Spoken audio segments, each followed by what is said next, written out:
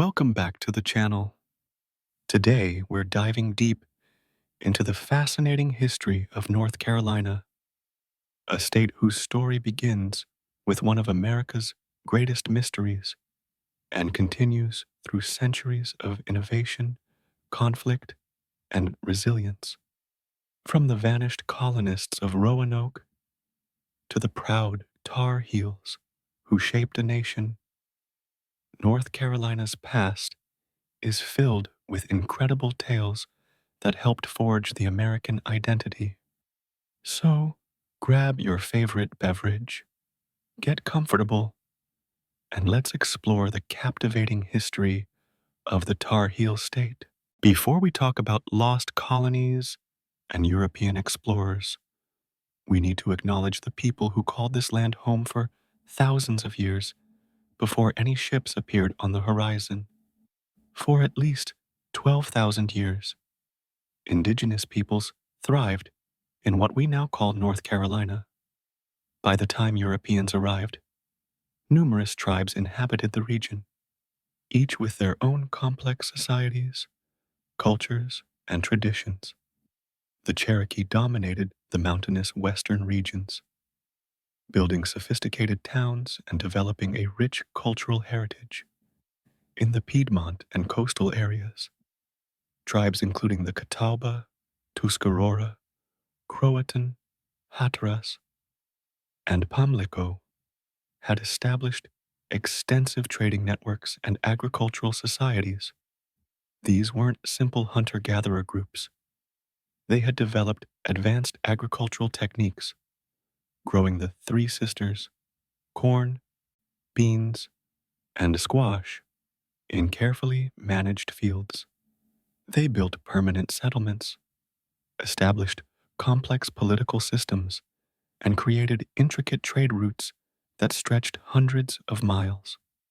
The Cherokee, in particular, had a sophisticated governmental structure and would later develop their own written language, thanks to Sequoyah's brilliant syllabary in the early 1800s. The coastal tribes were expert navigators, using dugout canoes to fish the sounds and rivers. They understood the rhythms of the Atlantic, the patterns of the seasons, and lived in harmony with the abundant natural resources of the region. Their knowledge of the land and waterways would prove invaluable and tragically exploited when Europeans began arriving. Understanding this foundation is crucial because North Carolina's history isn't just about what happened after 1492. It's a story that spans millennia, and the indigenous peoples of this region shaped the land, created pathways that would become major routes, and left a legacy that persists to this day in place: names, agricultural practices, and cultural traditions. The year is 1524. Italian explorer Giovanni da Verrazzano, sailing under the French flag, becomes one of the first Europeans to explore the North Carolina coast. He's searching for the elusive Northwest Passage to Asia, but instead, he finds a coastline of barrier islands, sounds, and dense good forests. He encounters indigenous peoples and trades with them, but he doesn't establish a settlement. His voyage, however, puts this stretch of coast on European maps. Fast forward to 1540, and Spanish explorer Hernando de Soto leads an expedition through the interior of what would become North Carolina. His journey through Cherokee territory in the western mountains marks another early European presence, though like Verrazzano, de Soto doesn't establish permanent settlements.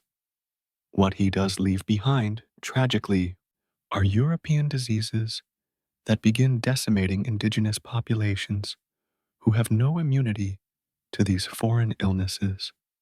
For the next few decades, the coast of North Carolina remains largely untouched by European colonization efforts. while Spanish missions and settlements flourish farther south in Florida. But everything is about to change when England turns its eyes toward the New World. Enter Sir Walter Raleigh, one of the most colorful figures of Elizabethan England. Courtier, poet, soldier, and explorer, Raleigh captures Queen Elizabeth I's favor and receives a charter in 1584 to establish colonies in the New World. The Queen, in her typical style, wants to challenge Spanish dominance in the Americas and potentially discover new sources of wealth. Raleigh organizes an initial reconnaissance voyage in 1584. Captains Philip Amadas and Arthur Barlow lead the expedition, and they return with glowing reports. They've explored the Outer Banks, made contact with indigenous peoples, and brought back 2 Native Americans, Manteo and Wanchese, who would play crucial roles in future expeditions. The reports describe a land of abundance, forests teeming with game, waters filled with fish, soil that could grow anything. It sounds like paradise. Raleigh is so impressed that he names this land Virginia in honor of Elizabeth, the Virgin Queen. At this point, Virginia encompasses a vast territory, including what would become North Carolina.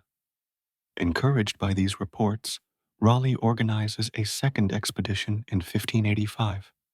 This time, he sends over 100 men to establish a military colony on Roanoke Island, located in present-day Dare County. Sir Richard Grenville commands the fleet, while Ralph Lane serves as governor of the settlement.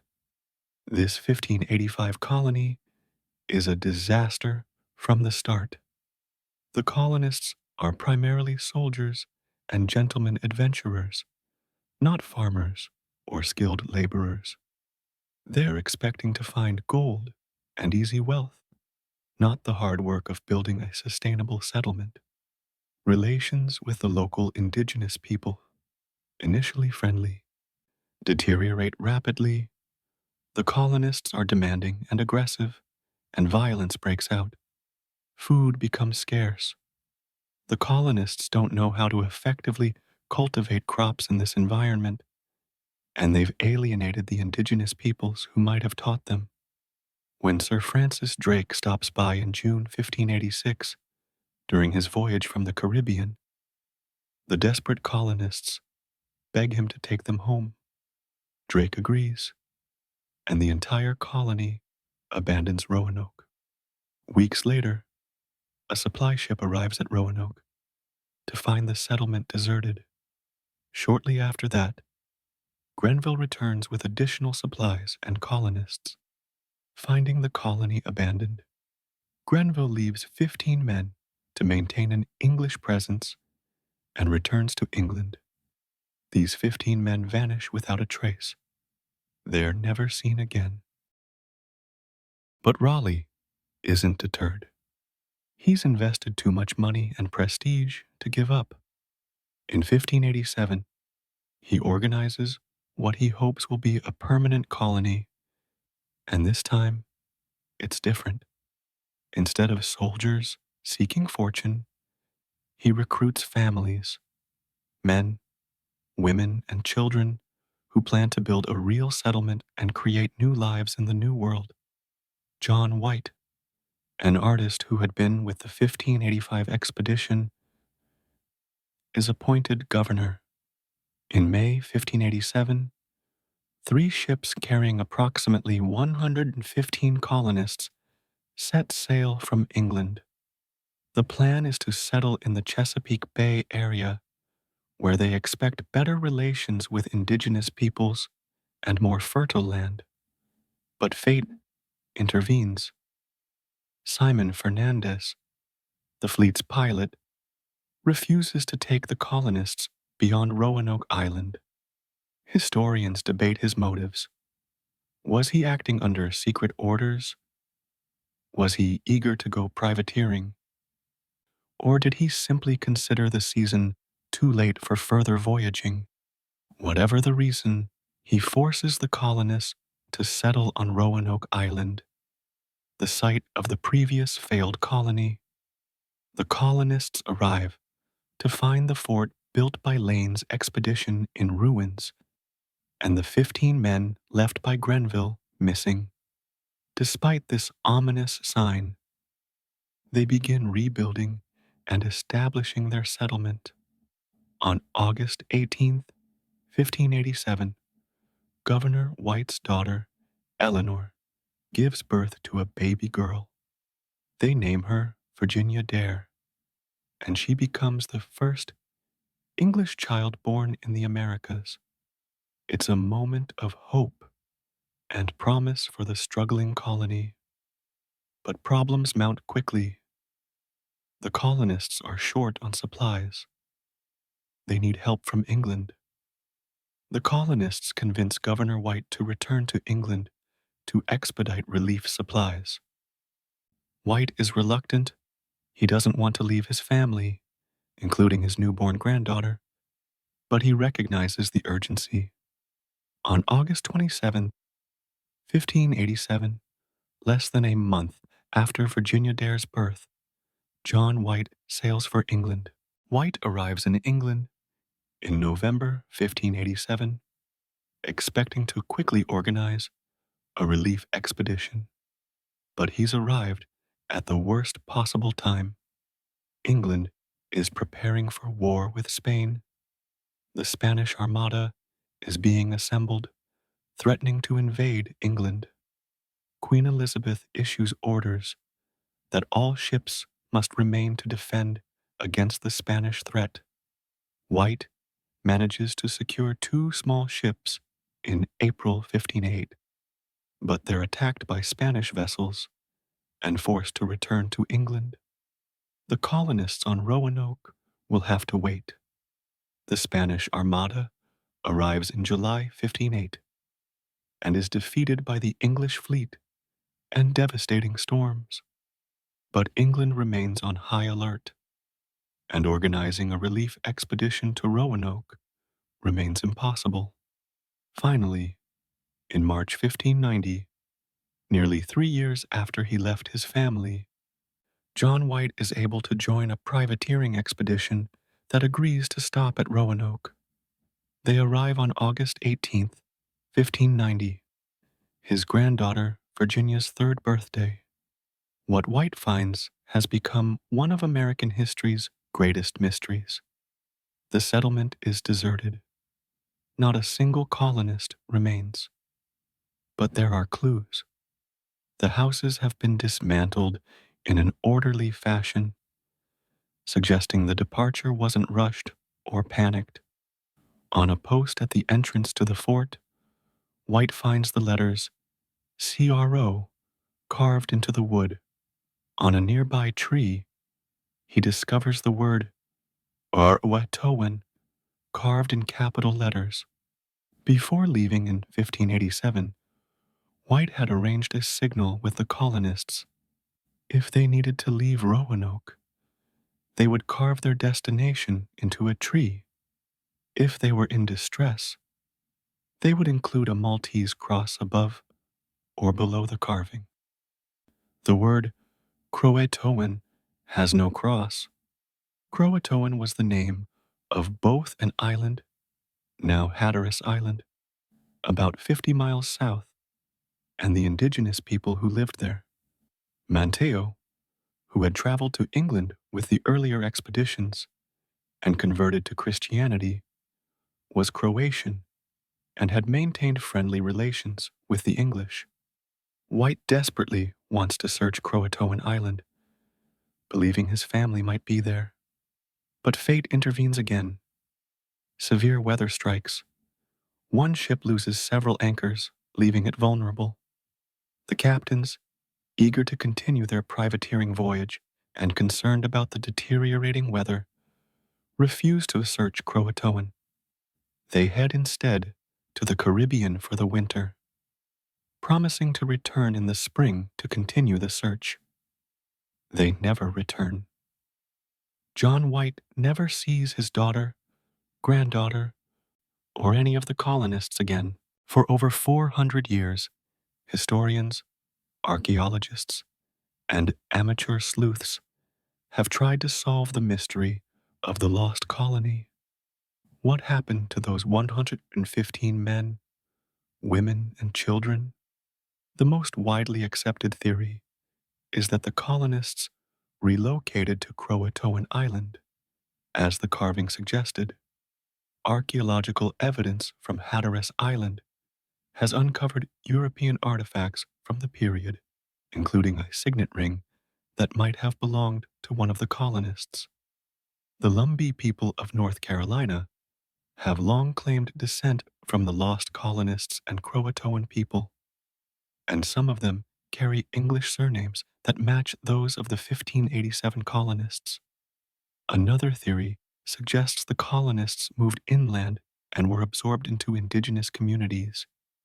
In the early 1600s, when Jamestown colonists explored the region, they heard reports from indigenous peoples about people with light skin, English features, and European-style houses living among Native American tribes in the interior. Some reports mentioned people who could talk in a book, suggesting literacy. Archaeological excavations at a site called Site X, about 50 miles inland from Roanoke, have uncovered European artifacts dating to the late 1500s, supporting the possibility that some colonists moved inland. A darker theory suggests the colonists were killed by hostile indigenous tribes. The Jamestown colonists heard stories of a massacre, though these accounts are second-hand and unverified.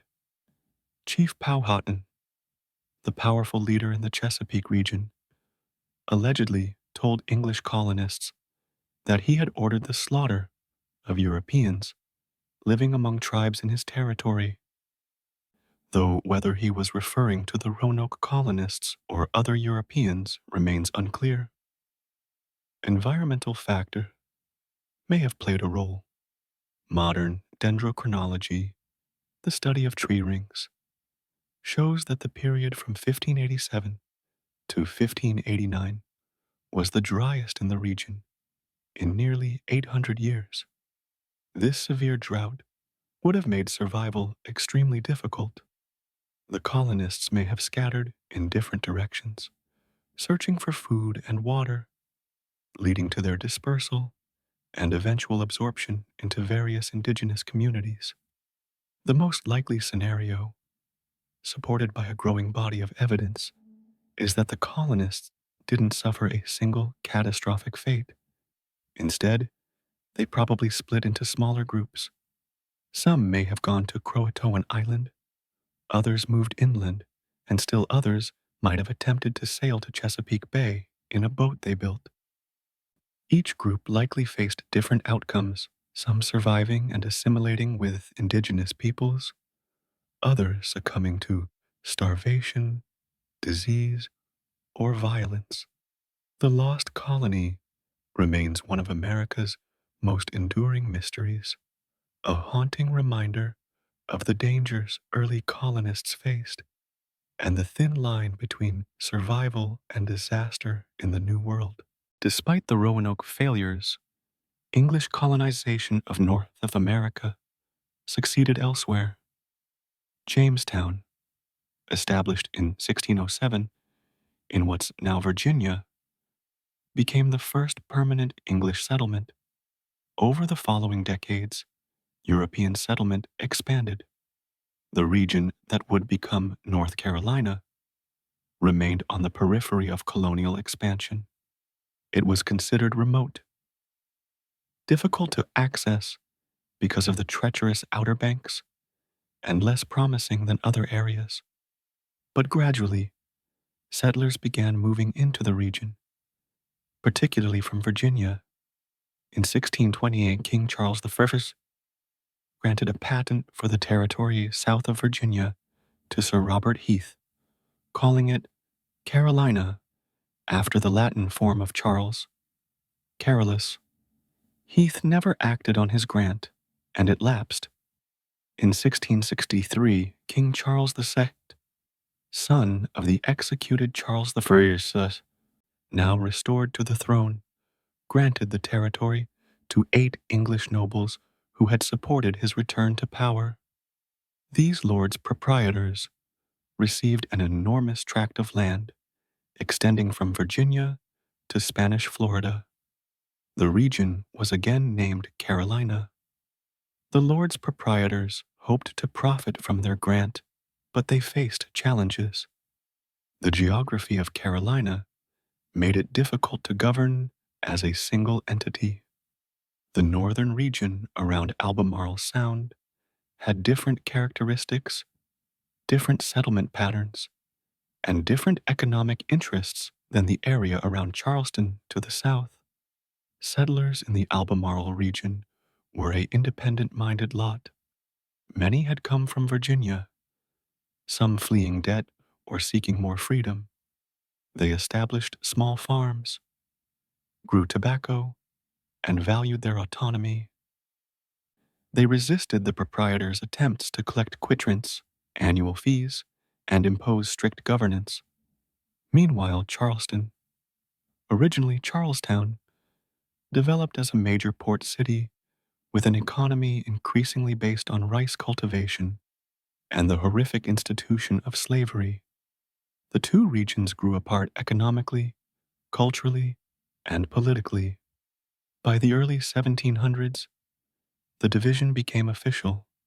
In 1712, the territory was formally split into North Carolina and South Carolina, each with its own governor, though still under the control of the Lords Proprietors. North Carolina earned a reputation as a haven for nonconformists, pirates, and independent spirits. The proprietary government was weak, and royal authority even weaker. This created both opportunities and problems. By the 1720s, the Lords Proprietors' control of North Carolina had become untenable. The settlers resisted their authority, revenue collection was poor, and the proprietors had largely lost interest in their troublesome grant.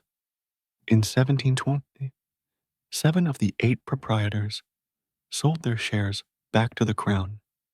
North Carolina became a royal colony, governed by a crown-appointed governor and subject to direct royal authority.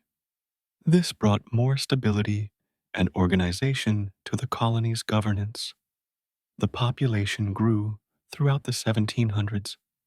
Settlers poured down the Great Wagon Road from Pennsylvania, bringing with them German and Scots-Irish immigrants who established farms in the Piedmont region.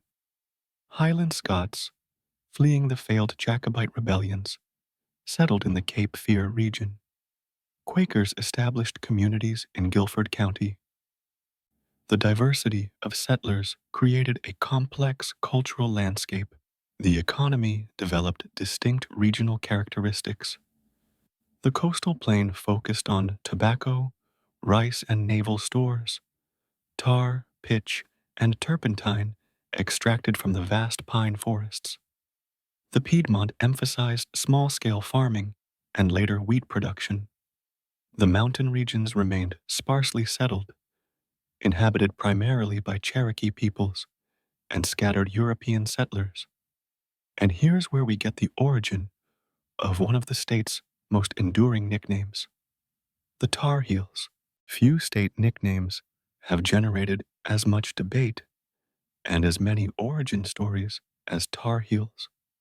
Multiple theories exist, and the truth probably combines elements from several of them.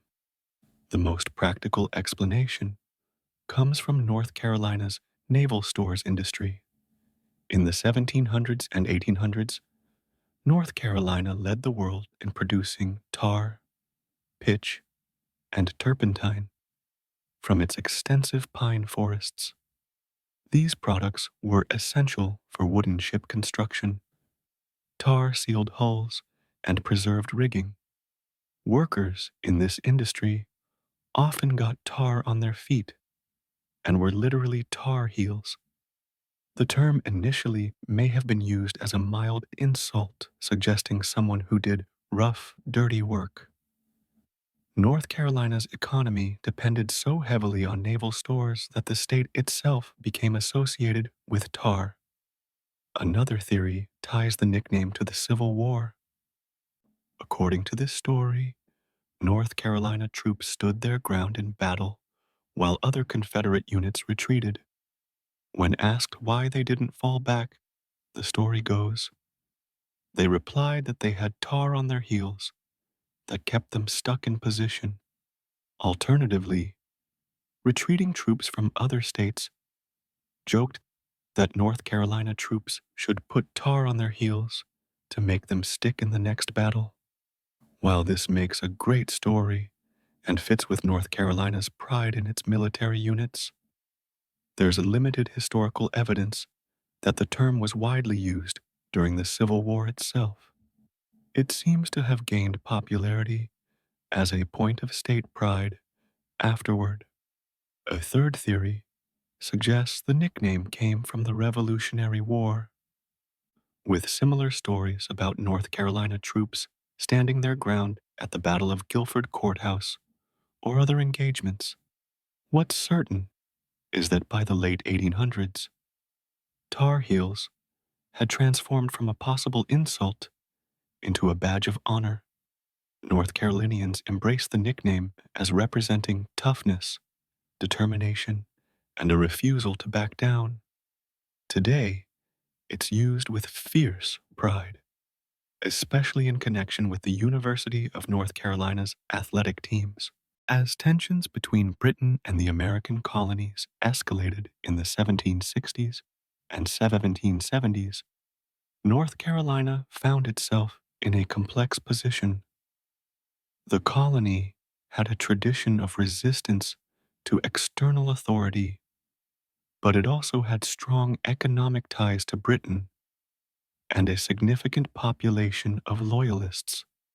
The Stamp Act of 1765 sparked protests in North Carolina, as it did throughout the colonies. In Wilmington, residents forcibly prevented stamp distributors from landing, and the stamps were never distributed in the colony. But North Carolina also experienced internal conflict during this period. The regulator movement of the late 17th saw backcountry farmers rise up against corrupt colonial officials and the Eastern elite who dominated the colonial government. The regulators protested excessive taxation, corrupt court officials, and lack of representation. The conflict culminated at the Battle of Alamance in May 1771, where Governor William Tryon's militia defeated a regulator force. 6 regulators were later executed for their role in the uprising. This internal conflict left deep divisions that would complicate North Carolina's role in the Revolution. When fighting broke out in Massachusetts in 1775, North Carolina's provincial Congress acted quickly. Meeting in defiance of the royal governor, they organized military forces and began preparing for war. In April 1776, North Carolina became the first colony to officially instruct its delegates to the Continental Congress to vote for independence. The Halifax Resolves, adopted on April 12, 1770, declared that North Carolina's delegates are hereby empowered to concur with the delegates of the other colonies in declaring independency. This preceded the Declaration of Independence by nearly 3 months, and North Carolinians take pride in being the first to formally call for independence. North Carolina's Revolutionary War experience was complex and often brutal. The state saw relatively few major battles, but extensive partisan warfare, with neighbors often fighting neighbors as Whigs, Patriots, and Tories, Loyalists, conducted raids and counter-raids. The Battle of Moores Creek Bridge in February 1776 was an early and crucial Patriot victory. When Royal Governor Josiah Martin tried to organize Loyalist forces, including many Highland Scots, to support British operations, Patriot militia intercepted them at Moores Creek Bridge near Wilmington. The Patriots destroyed the bridge and greased the support beams that remained. When the Loyalists attempted to cross, they were cut down by Patriot fire. The victory shattered Loyalist strength in the colony and delayed British operations in the South for several years. Later in the war, when the British shifted their focus to the southern colonies, North Carolina became a major battleground. The Battle of Guilford Courthouse in March 1781 stands as one of the war's most significant engagements. British General Charles Cornwallis, attempting to subdue the Carolinas, pursued General Nathaniel Greene's Continental Army across North Carolina in early 1781. Greene, employing a strategic retreat, drew Cornwallis far from his supply lines. At Guilford Courthouse, present-day Greensboro, Greene turned and fought. The battle was fierce. Cornwallis technically won, holding the field at day's end, but at a terrible cost. He lost about a quarter of his army, casualties he couldn't replace. Greene's army retreated intact. British politician Charles James Fox later remarked, "Another such victory would ruin the British army." Cornwallis's Pyrrhic victory at Guilford Courthouse forced him to abandon the Carolinas campaign and move into Virginia, where he eventually became trapped at Yorktown and surrendered, effectively ending the war. North Carolina contributed heavily to the revolutionary cause, providing men, supplies, and material support. The naval stores that had given the state its Tar Heel Association helped build and maintain the Continental Navy. North Carolinian soldiers served in every major campaign. After the Revolution, North Carolina faced the challenge of establishing stable government and defining its place in the new nation. The state had a strong tradition of local autonomy and resistance to centralized authority, which created tensions during the formation of the United States. When the Constitutional Convention met in Philadelphia in 1787 to draft a new framework for national government, North Carolina sent delegates. However, when the proposed Constitution was sent to the states for ratification, North Carolina initially rejected it. In 1788, at a convention in Hillsborough, North Carolina voted against ratification, 184 to 84. The reasons were complex. Concerns about centralized power, the absence of a Bill of Rights, and fears that the new government would favor northern commercial interests over southern agricultural ones. North Carolina was the next to last state to ratify the Constitution. Only after the Bill of Rights had been proposed did North Carolina join the Union, finally ratifying the Constitution on November 21st, 1718. Rhode Island would hold out even longer. This resistance to ratification reflected North Carolina's character: independent, suspicious of concentrated power, and protective of local autonomy. These traits would continue to shape the state's history. The late 1700s and early 1800s saw North Carolina develop, but more slowly than many neighboring states. The state lacked good ports due to the Outer Banks. The absence of a single dominant city like Charleston, Baltimore, or Richmond meant political and economic power remained dispersed. Roads were poor and communication difficult. North Carolina earned the unflattering nickname the Rip Van Winkle State, suggesting it was sleeping while other states advanced. Educational opportunities were limited, and the state lacked the industrial development occurring elsewhere. The decades before the Civil War saw North Carolina's economy remain predominantly agricultural. Cotton became increasingly important in eastern counties, while tobacco remained significant. Small farmers predominated in the Piedmont and mountains, while larger plantations developed in the coastal plain. The institution of slavery cast a dark shadow over North Carolina, as it did throughout the South. By 1860, enslaved African Americans constituted about one-third of North Carolina's population.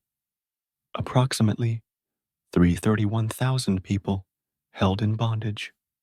Slavery in North Carolina had particular characteristics. Compared to Deep South states, North Carolina had a higher proportion of small slaveholders and fewer massive plantations. This didn't make slavery any less evil or brutal, but it created different social dynamics. Many white North Carolinians didn't own slaves, particularly in the Piedmont and mountain regions where small farms dominated. Free black communities existed in North Carolina, particularly in urban areas like Wilmington and New Bern. Free African Americans worked as skilled craftsmen, ran businesses, and created institutions like churches and benevolent societies. However, they faced severe legal restrictions, social discrimination, and the constant threat of being kidnapped and sold into slavery. North Carolina had a complex relationship with the abolitionist movement. Quakers in Guilford County opposed slavery, and some prominent North Carolinians expressed anti-slavery views. However, as sectional tensions increased and cotton became more profitable, support for abolition decreased. The state experienced slave rebellions and resistance, while no uprising matched the scale of Nat Turner's rebellion in nearby Virginia. Enslaved people in North Carolina resisted through work slowdowns, sabotage, running away, and maintaining African cultural traditions despite attempts to erase them. The Underground Railroad operated in North Carolina, with routes leading enslaved people north toward freedom. Free black and white abolitionists risked their lives helping people escape bondage. When tensions between North and South reached a breaking point in 1860 to 61, North Carolina found itself torn. The state had strong Unionist sentiment, particularly in the Mountain West, where slavery was less prevalent. However, it also had deep ties to the South and the institution of slavery. After Abraham Lincoln's election, South Carolina seceded in December 1860, followed by other Deep South states. North Carolina initially resisted. In February 1860, North Carolina voters rejected calling a secession convention. But when Lincoln called for troops to suppress the rebellion after Fort Sumter fell in April 1860, North Carolina's position changed dramatically. Rather than provide troops to fight against other southern states, North Carolina seceded on May 20th, 1861. becoming the last state to join the Confederacy. Once committed to the Confederate cause, North Carolina contributed enormously. The state provided more Confederate soldiers than any other state except Virginia. Approximately 125,000 men served in Confederate forces. North Carolina troops fought in virtually every major battle, from First Manassas to Appomattox. The cost was staggering. North Carolina suffered more casualties than any other Confederate state. Roughly 40,000 deaths, about 1/4 of all North Carolina soldiers who served. At Gettysburg, North Carolina regiments made up a large portion of Pickett's charge, suffering devastating losses in the failed assault that broke the Confederate advance. The 26th North Carolina Regiment holds the grim distinction of suffering the highest percentage of casualties in a single battle during the entire war. At Gettysburg on July 1st, 1863, the regiment went into battle with 800 men. By day's end, 714 were casualties, killed, wounded, or missing. That's an 89 casualty rate. These staggering losses affected nearly every family and community in the state, creating wounds that would last generations.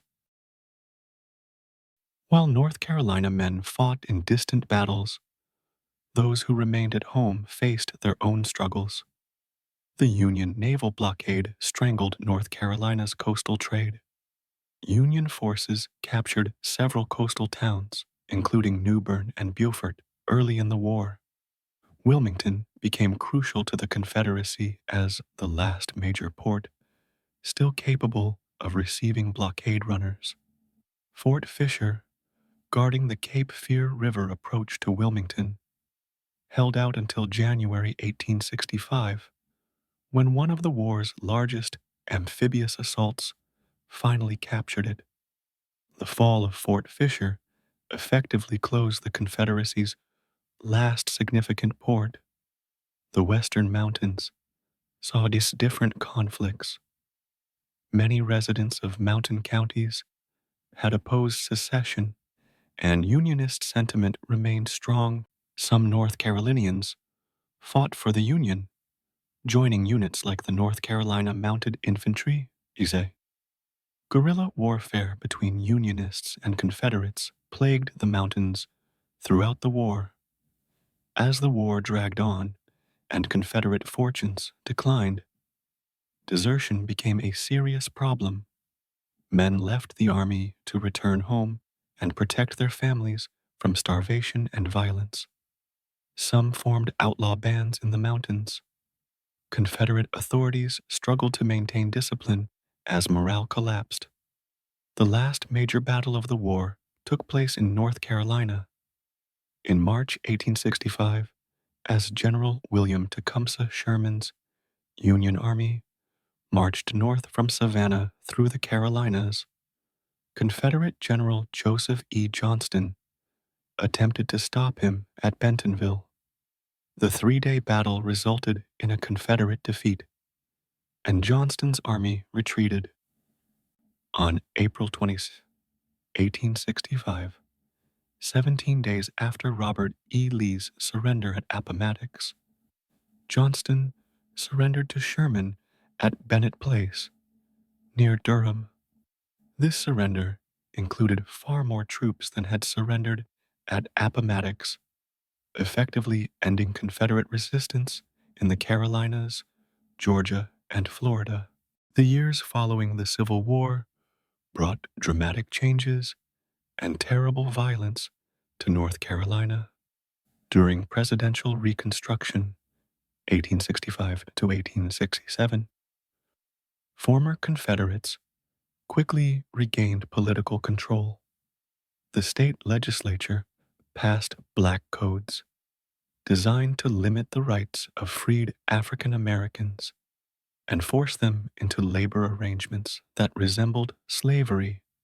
Congressional Reconstruction, beginning in 1907, brought more radical change. African American men gained the right to vote. A new state constitution was drafted in 1868, establishing universal male suffrage and public education. African Americans were elected to the General Assembly and other offices. This period saw remarkable achievements by newly free African Americans. They established churches, schools, and mutual aid societies. They purchased land, started businesses, and participated in politics. Despite facing enormous obstacles, poverty, discrimination, violence, they built institutions and communities.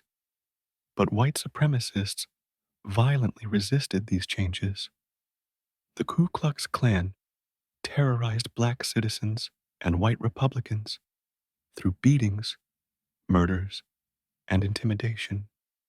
In 1870 to 71, Governor William Woods Holden declared martial law in several counties and called out the militia to suppress Klan violence. This action led to his impeachment and removal from office, the first governor in American history to be impeached and removed. By the 1870s, conservative white Democrats, calling themselves Redeemers, had regained control of state government. They implemented policies designed to restore white supremacy while nominally complying with constitutional amendments guaranteeing black rights. The situation deteriorated further in the 1890s. A populist Republican coalition briefly challenged Democratic control in the fusion movement, and black political participation increased. The response from white supremacists was swift and violent. The Wilmington Massacre of 1898 stands as one of the darkest chapters in North Carolina history and represents the only successful coup d'etat in United States history. Wilmington, in 1898, was a prosperous city with a majority black population. African Americans owned businesses, worked as professionals, and held political office. The city had a fusion government with both black and white officials. White supremacist Democrats, determined to redeem Wilmington and end black political power, launched a campaign of propaganda and terror. They falsely portrayed black political participation as Negro rule and spread inflammatory racist rhetoric. On November 10th, 1898, 2 days after Democrats won statewide elections through fraud and intimidation, a white mob of approximately 2,000 men, including prominent citizens and former Confederate officers, destroyed the offices of the Daily Record, a black-owned newspaper whose editor, Alexander Manley, had written editorials challenging white supremacist ideology. The mob then rampaged through black neighborhoods, shooting people, burning homes and businesses, and forcing black citizens to flee the city. Between 60 and 300 African Americans were murdered. The exact number remains unknown because many bodies were dumped in the Cape Fear River or buried in mass graves. The white mob forced Wilmington's legitimately elected officials, both white and black, to resign at gunpoint and installed a new government of white supremacists. Black citizens who had built businesses and accumulated property fled the city, never to return. Their property was seized. This violent overthrow received tacit approval from state leaders and faced no federal intervention. It marked the effective end of black political participation in North Carolina for more than half a century and ushered in an era of rigid Jim Crow segregation. The early 1900s saw North Carolina, like the rest of the South, establish a comprehensive system of racial segregation and black disenfranchisement. The state enacted poll taxes, literacy tests, and grandfather clauses designed to prevent African Americans from voting while allowing poor whites to vote. Segregation permeated every aspect of life. Separate schools, separate railroad cars, separate restaurants, separate water fountains, separate cemeteries. The system wasn't just about separation, it was designed to humiliate, oppress, and maintain white supremacy. Despite these oppressive conditions, Black North Carolinians built vibrant communities and institutions. Historically, Black colleges and universities, including North Carolina A&T, North Carolina Central, Shaw University, and others, educated generations of students.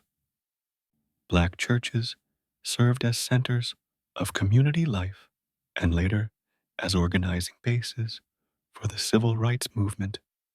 Black-owned businesses, newspapers, and professional practices provided services to segregated communities. Meanwhile, North Carolina began to industrialize. Textile mills sprang up throughout the Piedmont, particularly around Charlotte, Greensboro, and Winston-Salem. Furniture manufacturing developed in High Point and other towns. Tobacco processing, centered in Durham and Winston-Salem, became a major industry. The rise of these industries created a new class of industrial workers, but they faced harsh conditions: long hours, low wages, child labor, and dangerous working conditions. Mill villages, where workers lived in a company-owned housing and shopped at company stores, created a system of economic dependency. Labor organizing faced fierce resistance. Mill owners and state government worked together to suppress unions. Strikes were met with violence, arrests, and blacklisting. The 1929 Gastonia strike, when textile workers walked out demanding better conditions, ended in violence with the deaths of the police chief and a striker. The trial and subsequent conviction of strike leaders demonstrated the state's hostility to labor organizing. World War I brought changes to North Carolina. Thousands of men served in the military. Fort Bragg, now Fort Liberty, was established in 1918 near Fayetteville and would become one of the largest military installations in the world. The 1920s and 1930s brought significant developments. North Carolina continued industrializing, though it remained largely rural. The Great Depression hit hard, devastating the agricultural economy and causing widespread hardship. But the Depression also brought New Deal programs that transformed parts of North Carolina. The Tennessee Valley Authority brought electricity to mountain communities. The Civilian Conservation Corps built roads and parks. New Deal programs provided relief, though they often discriminated against black citizens. World War II accelerated change. North Carolina's military bases expanded massively. Hundreds of thousands of North Carolinians served in the armed forces. Wartime industrial production grew. Women entered the workforce in unprecedented numbers. Charlotte began its transformation from a textile center to a more diversified economy. The Research Triangle Park, established in the late 1950s between Raleigh, Durham, and Chapel Hill, attracted technology and pharmaceutical companies. helping shift North Carolina's economy from agriculture and textiles toward high-tech industries. The civil rights movement brought dramatic changes to North Carolina. While the state promoted an image of moderation compared to states like Alabama and Mississippi, reality was more complex. North Carolina resisted desegregation, though often with polite resistance rather than the overt violence seen elsewhere. The Greensboro sit-ins of 1960 became a crucial moment in civil rights history. On February 1st, 19 four black students from North Carolina A&T State University, Ezell Blair Jr., later Jabril Kazan, David Richmond, Franklin McCain, and Joseph McNeil sat down at the Woolworth's lunch counter and ordered coffee. They were refused service, but remained seated until the store closed. The next day, they returned with more students. The sit-in movement spread across North Carolina and throughout the South. Within weeks, sit-ins occurred in dozens of cities. The tactic proved powerful, eventually leading to the desegregation of lunch counters and other public accommodations. North Carolina resisted school integration after Brown v. Board of Education. The state developed a freedom of choice system designed to maintain segregation while nominally complying with court orders. Meaningful integration didn't occur until the late 19s and early 1970s, often requiring additional court orders. The 1901 Supreme Court case Swan v. Charlotte Mecklenburg Board of Education, arising from a challenge to Charlotte's segregated schools, resulted in a landmark decision upholding busing as a tool for desegregation. Charlotte implemented an extensive busing program that, despite initial resistance, helped create more integrated schools. Despite progress, North Carolina's civil rights struggle continued. The Charlotte 3, the Wilmington 10, and other cases demonstrated ongoing racial injustice. Economic inequality persisted. Discrimination continued in employment, housing, and public services. The late 20th century saw North Carolina transform dramatically.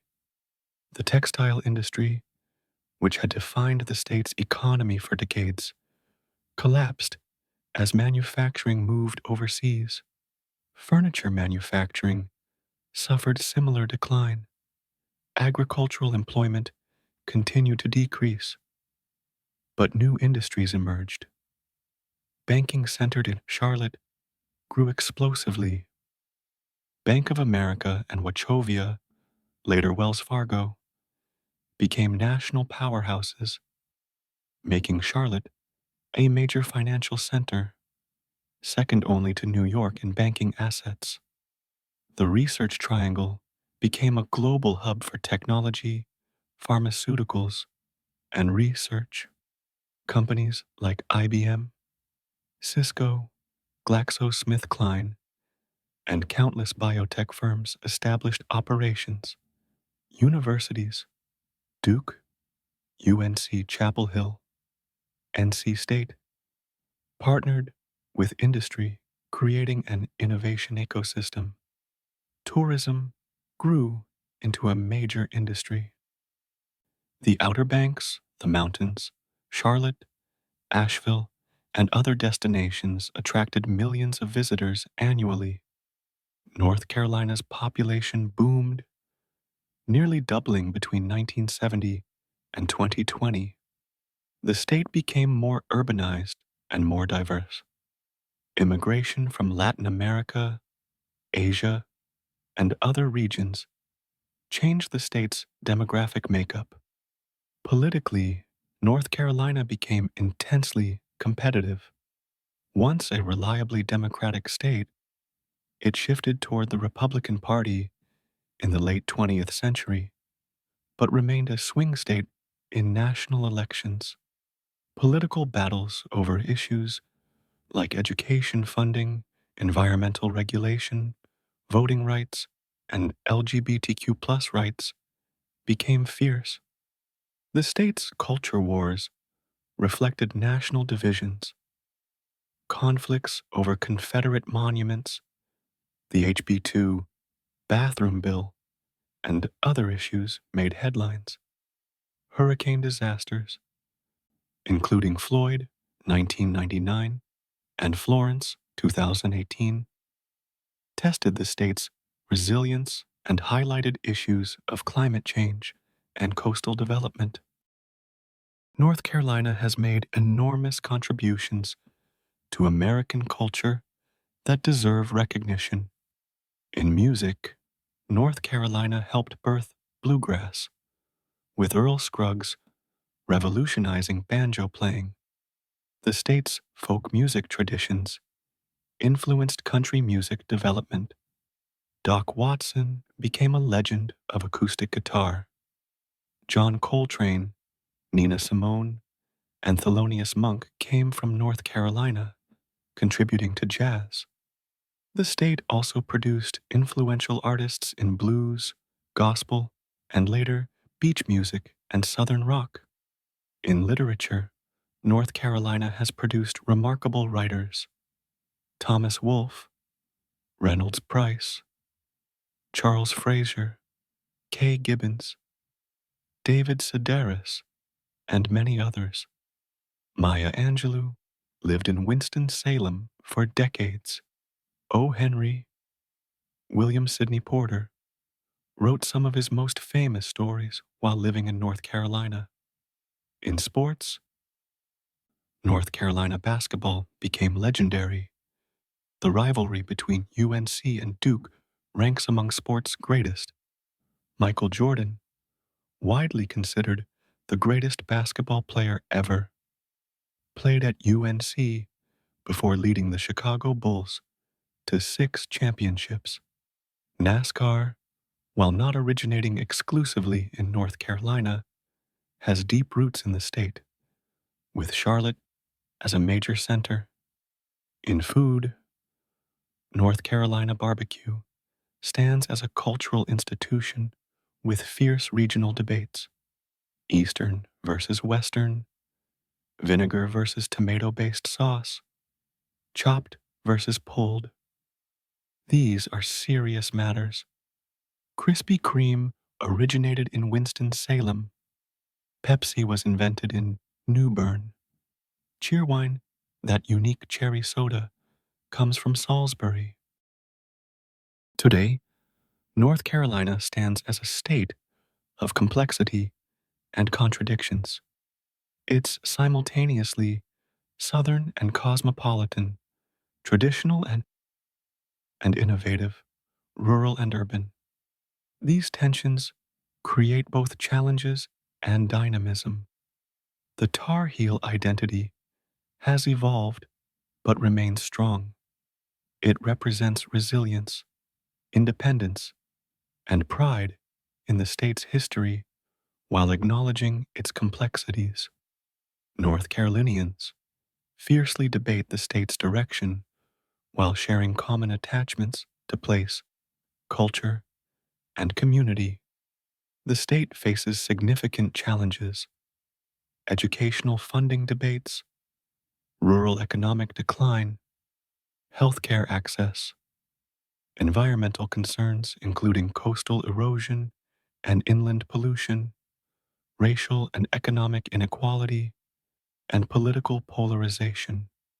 But North Carolina also demonstrates remarkable strengths: a diversified and growing economy, world-class universities and research institutions, natural beauty from mountains to coast, and communities working to address historical injustices and build a more equitable future. From the mystery of the lost colony to the pride of being Tar Heels, North Carolina's history is a rich tapestry of triumph and tragedy, progress and setback, courage and cruelty.